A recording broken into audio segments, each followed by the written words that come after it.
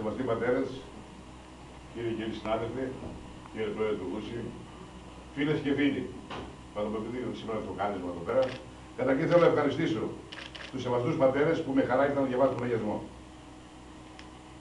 Θα ήθελα να σας ενημερώσω ότι ο Δήμαρχος ήθελε πάρα πολύ να είναι μαζί μας, αλλά λόγω πολλών υποχρεώσεων δεν στάθηκε δυνατό να είναι κοντά μας.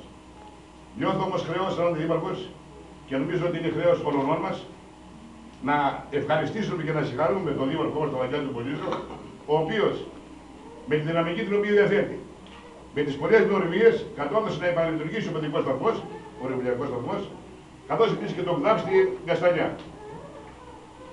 Έχουμε λοιπόν να είναι πάντα δυνατός να βοηθάει τη γενέτειρά του και γενικότερα όλο τον διευρυμένο Δήμο και να ευχαριστήσω και να συγχαρώ τον Τάκη τον Κλιμέ, ο οποίος με το προσωπικό μέσα σε τόσο λίγο χρονικό διάστημα κατόρθωσε να γίνει αυτή η ωραία αίθουσα.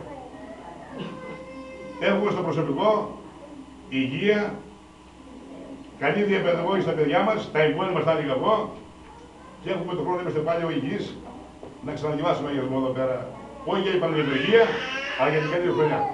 Να είστε όλοι καλά.